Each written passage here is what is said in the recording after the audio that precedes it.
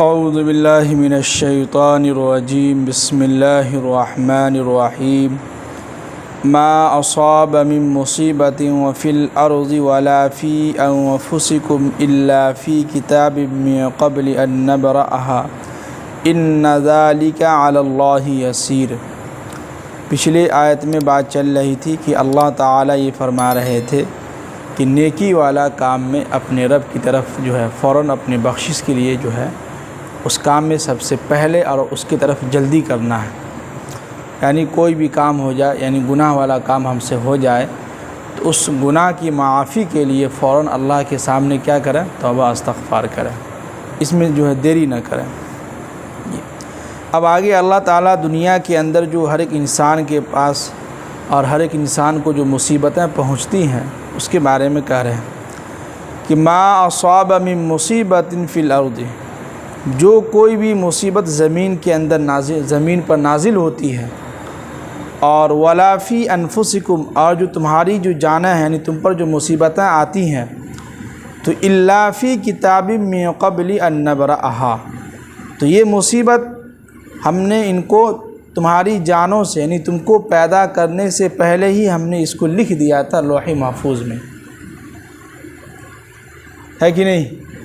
यानी हम और आप पैदा नहीं भी हुए थे, उसी वक्त जो है लौह महफूज में लिखा जा चुका था कि फ़लाँ इंसान जो है फ़लाँ बस्ती में आएगा, उसको ये फ़लाँ मुसीबतें पहुँचेगी, फ़लाँ ये होगा, वो हो सकता, कुछ भी हो सकता है। ये सब क्या है, पहले से ही लिखा जा चुका था। अब यहाँ पर दो चीज़ें हैं, एक ये कि ज़मीन के ऊपर जो मुसीबतें आती हैं तो उससे ये है कि कहत सहाली, कि जो है ऐसा कहत आ गया कि ज़मीन सब के सब सूख गई, पूरा का पूरा जो है अनाज जो है गल्ला जो है ख़त्म हो चुका, जल गया, बर्बाद हो गया। और कभी ये होता है कि ज़मीन के ऊपर जो है ज़लज़ला आ गया ज़मीन के अंदर, ये भी एक जो है मुसीबतें हैं, बहुत सारी चीज़ें हैं। और जहाँ तक इंसानों के ऊपर जो मुसीबतें आती हैं तो ये भी अल्लाह ताला ने पहले ही जो है लिखा जा चुका है, जैसे कि बीमारी का आना, अचानक जो है किसी चीज़ का जो है एक्सीडेंट हो जाना, और जो है समझिए कि इंसान परेशान हो जाता है। यानी किसी भी चीज़ का जो अचानक जो ज़िंदगी के अंदर मुसीबतें जो आती हैं, ये सब समझिए कि अल्लाह ताला ने हमें और आपको पैदा करने से पहले ही लिख दिया था कि फ़लाँ इंसान के पास, फ़लाँ इंसान को फ़लाँ तारीख़ में फ़लाँ जगह पर एक्सीडेंट होगा, फ़लाँ तारीख़ में उसको जो है ये बीमारी होगी, ये होगा, वो होगा। ये सारी चीज़ें अल्लाह ताला ने क्या है, पहले ही लिख दिया था जी। अब यहाँ पर एक चीज़ है कि जो इंसान के ऊपर जो मुसीबतें आती हैं तो ये क्या अल्लाह की तरफ से अज़ाब होता है या आजमाइश होता है, ये क्या है, नहीं है। तो इसके बारे में लिखे उलमाए किराम कि अगर किसी इंसान को ज़िंदगी के अंदर कोई मुसीबत उसको पहुँचती है और उस मुसीबत के पहुँचने के बाद फ़ौरन उसके दिल के अंदर अल्लाह का डर पैदा हो गया और उसको एहसास हुआ कि नहीं, ऐसा लग रहा है कि ये मैंने फ़लाँ गुनाह किया था, उसकी वजह से लगता है कि मेरे पर मुसीबतें आई है, तो वो इंसान फ़ौरन अल्लाह की तरफ रुजू होता है और अल्लाह के सामने तौबा इस्तग़फ़ार करता है। तो ये मुसीबत का आना अल्लाह की तरफ से अज़ाब नहीं है, बल्कि ये एक नेमत है। समझ रहे हैं, मुसीबत जो आता है एक अलग होता है, जो अज़ाब भी होता है, एक वो होता है कि जो इंसान के ऊपर मुसीबत तो आया, आने के बाद फ़ौरन जो है वो अल्लाह के सामने क्या है, इस्तग़फ़ार कर रहे हैं कि या अल्लाह मुझसे गलती हो गई, मैं माफ़ी चाहता हूँ, मेरे ऊपर से ये मुसीबत जो है ख़त्म कर दीजिए।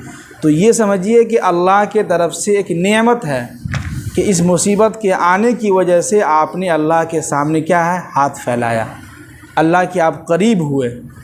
तो ये मुसीबत जो है अल्लाह की तरफ से अज़ाब नहीं होता, बल्कि एक नेमत होता है। ये हो गया। दूसरा ये कि एक इंसान है जिसके ऊपर मुसीबत खूब आ रहा है, लेकिन इतनी सारी मुसीबतें आने के बावजूद भी उसके दिल के अंदर एहसास नहीं हो रहा है, उसके दिल के अंदर क्या है, अल्लाह का डर पैदा नहीं हो रहा है। इतनी सारी मुसीबतें आने के बावजूद भी जो है नमाज के लिए नहीं आ रहा है। तो ये समझिए कि ये मुसीबत उसके ऊपर जो आ रहा है, ये अज़ाब उसके ऊपर है। ये क्या है, ये अज़ाब है। जैसे कि पहले के कौमों पर जो अज़ाबें आती थी, जो मुसीबत आती थी, वो अज़ाब होता था। जिसकी वजह से वो लोग हलाक व बर्बाद हो जाते थे।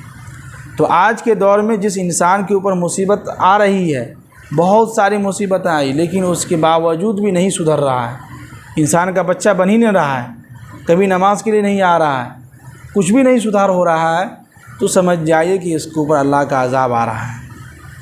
क्या है? समझ जाइए कि क्या है, इसके ऊपर अल्लाह का अज़ाब आ रहा है। हाँ, जिस इंसान के ऊपर मुसीबतें आ रही है लेकिन फ़ौरन वो अल्लाह की तरफ क्या होता है, रुजू हो जाता है, नमाज के लिए नमाज की पाबंदी करता है, तो ये अल्लाह की तरफ से एक नेमत है। ये दोनों फ़र्क है जी।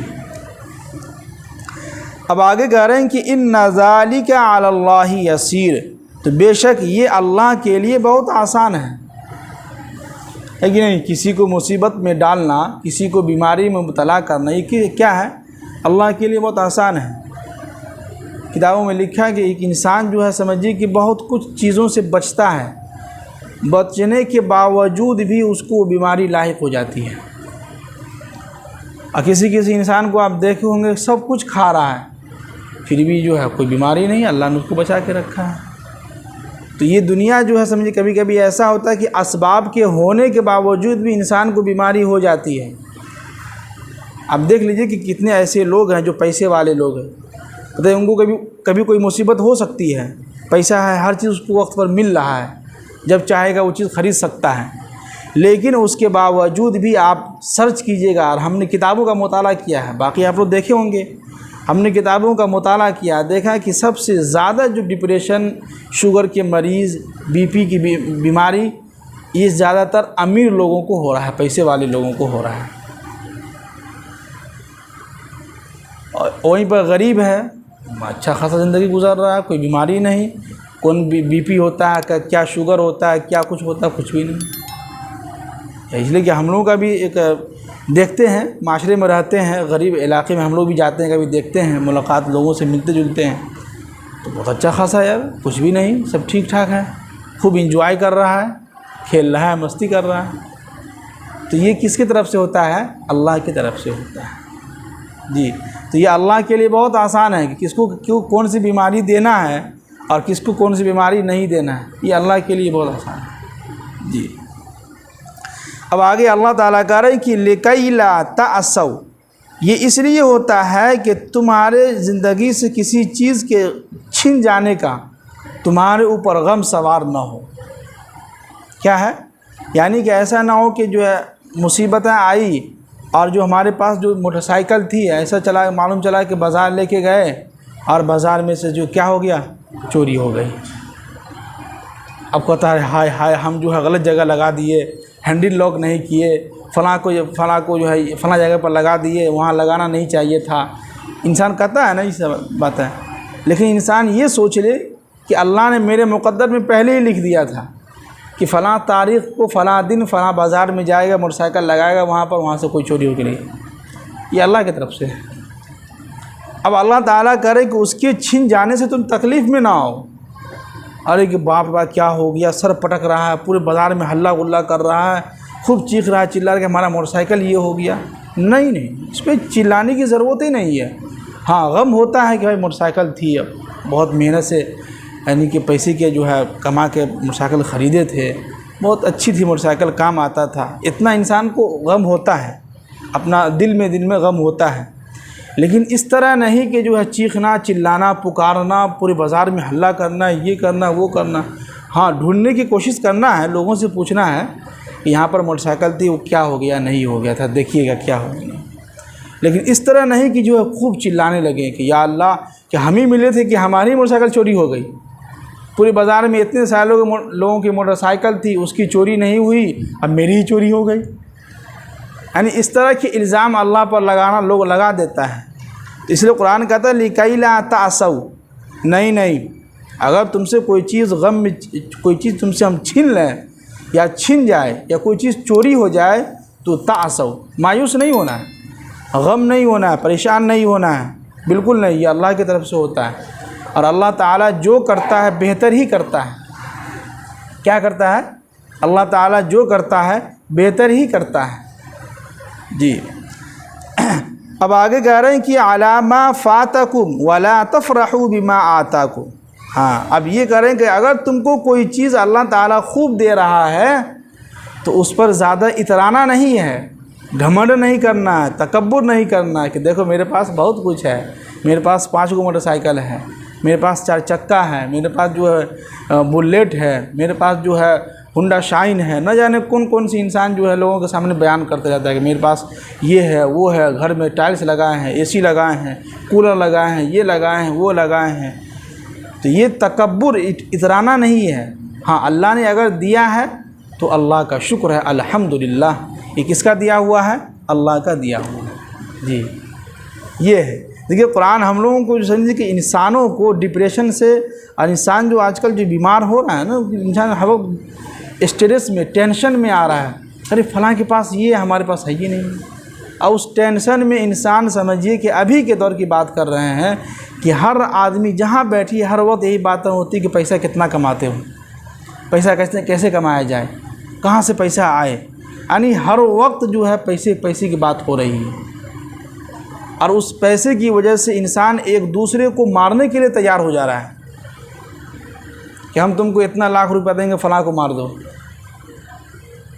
जो है फ़लाँ जो हमारा चाचा का बेटा जो इतना पैसा कैसे कमा लेता है, और उस हसद में जो है उसको जो है मार दिया। हर किसी से कोई ज़मीन ले लिया, उस टेंशन में, हसद में आकर जो उसको मार दिया। तो इसलिए कुरान देखिए कितनी अच्छी बात कर रहा है कि जो चीज़ तुमसे छीन जाए तो उस पर गम नहीं करना है, ये सोचना है कि कोई बात नहीं, अल्लाह की तरफ से हो रहा है। किसकी तरफ से हो रहा है? अल्लाह की तरफ से हो रहा है। अगर कोई चीज़ अल्लाह ने दिया है तो उस पर क्या करना है हम लोगों को? अल्लाह का शुक्रिया अदा करना है कि या अल्लाह तेरा लाख लाख शुक्र है कि तूने मुझे इस काबिल समझा है कि तू मुझे इतनी सारी चीज़ें क्या है दे रहा है। तो इस पर भी हमें क्या करना चाहिए? अल्लाह का शुक्र अदा करना चाहिए। ये अब आगे अल्लाह ताला कह रहे हैं कि वल्लाहु, याद रखो, ला युहिब्बु कुल्ला मुख्तालिन फ़खूर, जो शख्स ज़िंदगी के अंदर, दुनिया के अंदर अपने आप में जो है तकब्बुर में रहता है, घमंड में रहता है, तो ऐसे लोगों को अल्लाह ताला पसंद नहीं करता है। और जो हर वक्त अपनी शेखबाजी करते रहता है, यानी कि हर वक्त लोगों को दिखलाता है, देखो मेरे पास ये है, मेरे पास ये है, वो है, और तुम गरीब हो यार, तुम लोग कुछ कमाते नहीं हो, दिन भर बैठे रहते हो। नहीं नहीं, ऐसा कभी नहीं, कुछ किसी को कुछ नहीं समझ। अल्लाह के नबी ने फरमाया कि अगर तुम्हें एहसास अपने आप को दिलाने के लिए और अपने आप को अल्लाह तुमको जो कुछ भी दिया है उस पर शुक्रिया अदा करने के लिए ये है, कभी कभी अपने से नीचे के लोगों को भी देखा करो, उनके इलाके में जाके देखो, उनका घर देखो। लखनऊ के अंदर अकबर नगर में जहाँ एक मदरसा था, उस पूरे इलाके को जो है पूरा घर जो है निस्तो नाबूद कर दिया, मस्जिद मदरसा सबको तबाह बर्बाद कर दिया, सबको ख़त्म कर दिया वहाँ की हुकूमतों ने। आप वहाँ की वीडियो देखें, आँख में आंसू आ जाएगा आपको, किस तरह औरतें चिल्ला रही हैं, बिलबिला रही हैं। सब औरतें कहाँ जाएंगी सर? बच्चे बिलबिला रहे हैं, चीख रहे हैं, चिल्ला रहे हैं, सबका घर तबाह बर्बाद हो गया।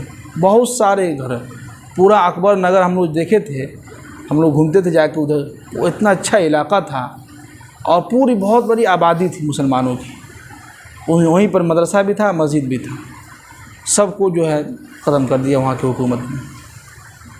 अब देखें इस तरह के लोगों को, ये सब वीडियो और इस तरह के वाक़यात सुनने और देखने के बाद दिल के अंदर एहसास होता है कि भाई अल्लाह का लाख लाख शुक्र है कि अल्लाह ने हमको बहुत कुछ दिया है, और उस पर हमें तकब्बुर नहीं करना चाहिए, घमंड नहीं करना चाहिए।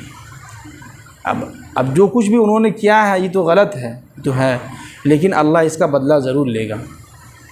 अभी तो हुकूमत में है तो लोग खामोश हैं, अभी उनकी हुकूमत तो खामोश है, लेकिन अल्लाह ताला इसका ज़रूर बदला लेंगे कभी न कभी। यहाँ नहीं तो आखिरत में तो बच नहीं पाएगा। क्या है? आखिरत में तो बच नहीं पाएगा। यहाँ तो अल्लाह ताला कुछ ना कुछ उसको सज़ा देंगे ज़रूर, अगर नहीं दिए तो कोई बात नहीं है, अल्लाह ताला आखिरत में उसको डबल अज़ाब मिलेगा, और ऐसा अज़ाब मिलेगा कि सब लोग देखते रह जाएंगे जी।